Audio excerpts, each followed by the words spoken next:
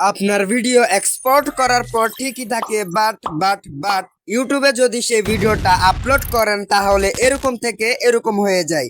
আর এই লো রেজুলেশনের কারণে আপনার ভিডিওর ইমপ্রেশন প্রায় 50% কমে যায়। আর এরকম সমস্যা আমিও ফেস করছি, আর আমি এই সমস্যার সমাধান করতে সক্ষম হয়েছি। আমি মাত্র 4টি কাজ করে আমার ভিডিও এইচডি কোয়ালিটিতে আপলোড করতে পারছি। এখন আপনারা বলতেই পারেন যে ভাই এইচডি কেন, ফুল এইচডি নয় কেন?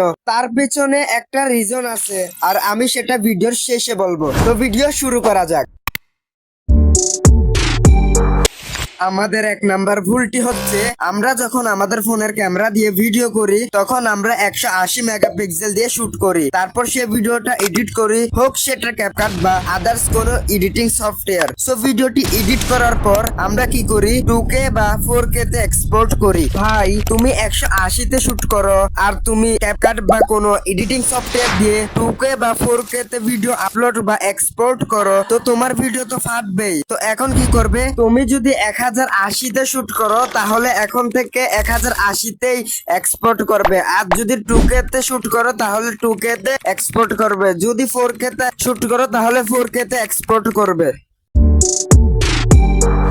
এখন আপনাকে ইউটিউব সেটিংসে গিয়ে একটা সেটিং অফ করতে হবে।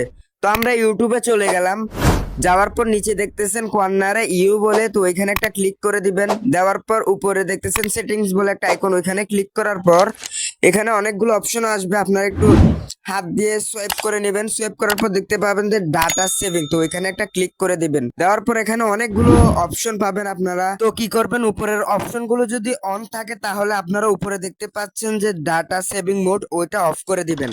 তো এই সেটিংটি অফ করার কারণ হচ্ছে, আমরা যখন এই ডাটা সেভিং অপশনটি অন করে ভিডিও আপলোড করি তো কি হয়, ইউটিউব আমাদের সে ভিডিও থেকে ডাটা সেভ করে নেয়, মানে কম এমবিতে আপলোড করে দেয়, যার কারণে আমাদের ভিডিওটা লো রেজুলেশনে আপলোড হয় এবং ভিডিওটা ফেটে যায়।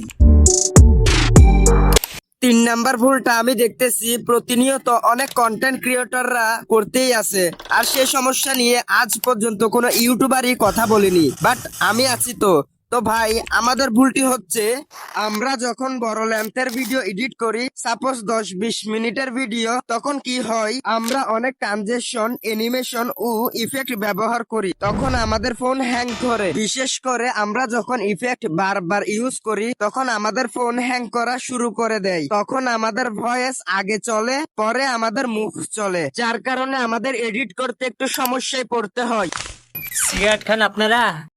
আমার এই ভিডিওতে দেখতেই পেলেন যে এই আঙ্কেলটার সাথে ভয়েসটা মিলছে না, তো আমরা ভিডিও বারবার এক্সপোর্ট করতে থাকি। না, কোনো সমস্যা নাই, যদি 1বার থেকে 2বার এক্সপোর্ট করেন তাহলে নো প্রবলেম, কিন্তু সে ভিডিওটা যদি আপনি 4 থেকে 5বার এক্সপোর্ট করেন তাহলে আপনার ভিডিও একেবারে নষ্ট করে ফেলে, যার ফলে আপনার ভিডিও যে কোনো সোশ্যাল মিডিয়াতে আপলোড দিলেই ফেটে যায়।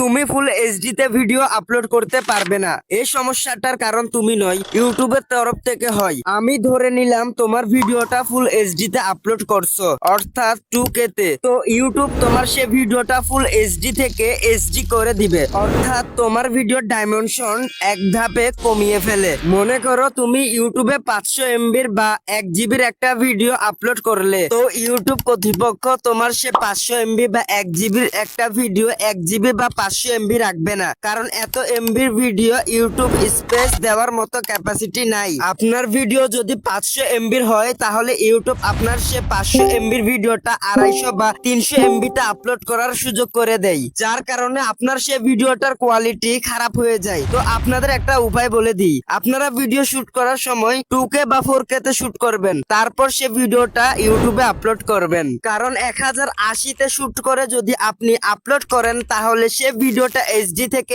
এসডি করে ফেলবে, সেটা আপনার ভিডিও একেবারে নষ্ট করে ফেলে। আর আপনি যদি 2K তে শুট করেন তাহলে আপনার সে ভিডিওটা ফুল এইচডি থেকে এইচডি করে ফেলে, তখন ভিডিওটা আর ভালো হবে না এবং দর্শকরা ভালো কোয়ালিটিতে আপনার সে ভিডিওটা দেখতে পারবে। তো আজকের ভিডিও এ পর্যন্ত, আমি যে 4টা উপায় বলছি এগুলো মেনে চলবেন, আর যদি ভিডিওটা ভালো লাগে তাহলে শুধু একটা লাইক করে দিবেন, আর কিছু চাই না।